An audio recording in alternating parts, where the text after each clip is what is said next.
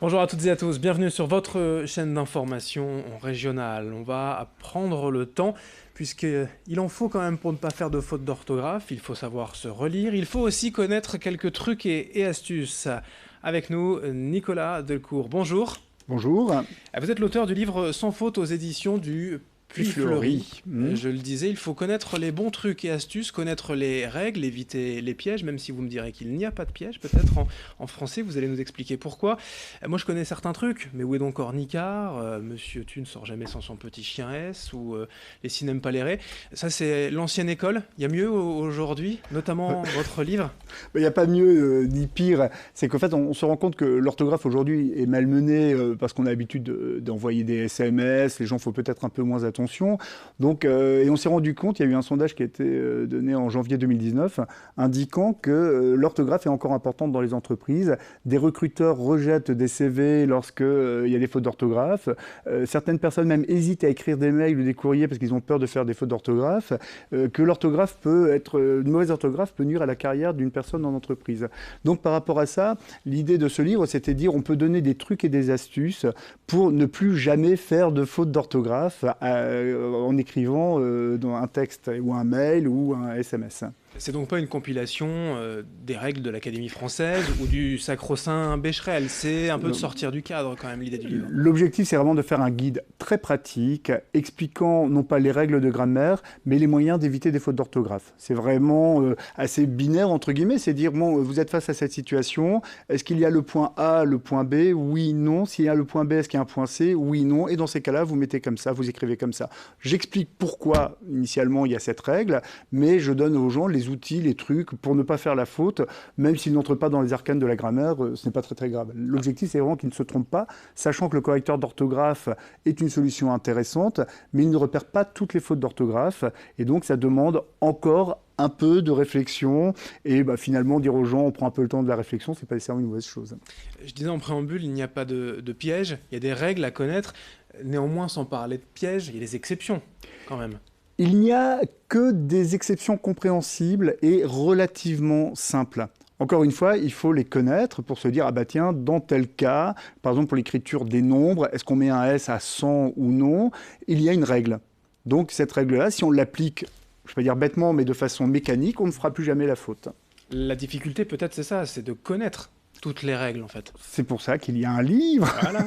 pour dire, voilà le principe. Et c'est toujours très très simple. Tout se résume en 5 lignes maximum. C'est vraiment, c'est du if, no. Est-ce qu'il y a ça? Oui, non. S'il y a ça, oui. Dans ces cas-là, est-ce qu'il y a une autre chose? Non. Dans ces cas-là, on accorde ou on n'accorde pas. C'est relativement simple, c'est assez mécanique. C'est aussi simple que de faire un 4/4. Mais il faut respecter des règles. Fiches pratiques en fait que vous avez mis en place. Absolument, c'est se dire, en fait, ce qu'on constate, c'est que les problèmes d'orthographe viennent de 6 cas généraux. C'est le fameux accord du participe passé, c'est les mots composés, c'est les adjectifs de couleur qui posent la plupart des problèmes. Il y a aussi des mots qui deviennent très utilisés, sur lesquels presque tout le monde fait des fautes.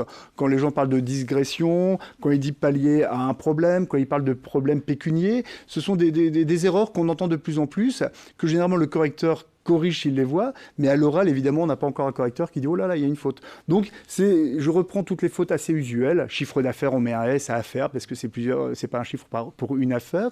Donc ça, c'est les fautes usuelles. Et puis après, il y a les fautes sur les cas, comme je disais tout à l'heure, les noms composés, adjectifs de couleur, participe passé. Vous parliez du correcteur d'orthographe, j'y reviens, puisque réellement, il ne voit pas tout. En termes d'orthographe ou en termes de grammaire, plutôt, des accords et autres? C'est surtout au niveau des accords. C'est-à-dire que dans les mots, les adverbes, par exemple, où l'adverbe par principe ne change pas, vous faites une faute, le correcteur, très gentiment, va vous la corriger. En revanche, il y a des points, dès que le mot peut changer.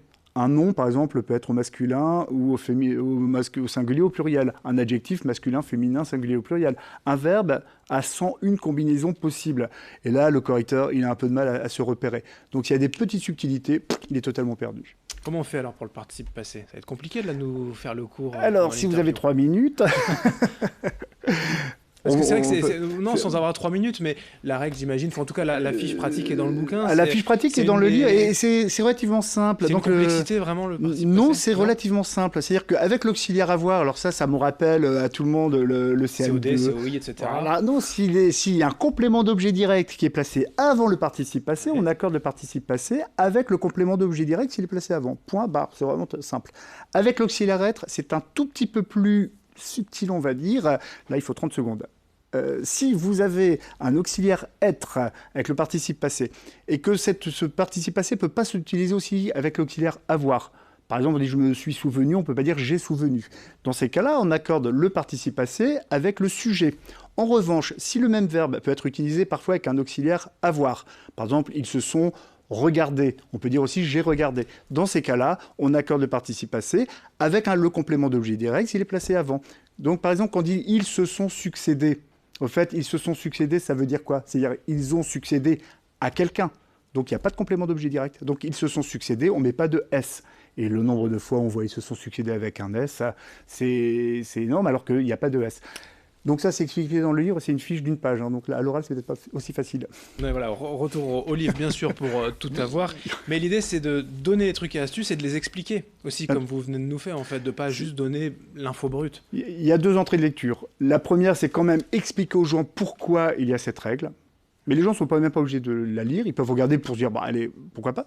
Et après, il y a la fiche pratique en disant, on reprend le truc. Est-ce qu'il y a ou non complément d'objet direct? Est-ce que le verbe peut être utilisé avec l'auxiliaire être ou avoir? Est-ce qu'il y a un complément d'objet direct? Oui, non, je mets un S, j'accorde. Il n'y a pas de non, je n'accorde pas. Pour finir, même si vous aurez peut-être la réponse dans le livre, il y a des fautes plus ou moins graves quand même? Je pense qu'il n'y a pas d'employeurs, de CV ou même dans les mails. Je pense qu'il n'y a pas de fautes graves. Il y a des fautes qui peuvent refléter une certaine nonchalance.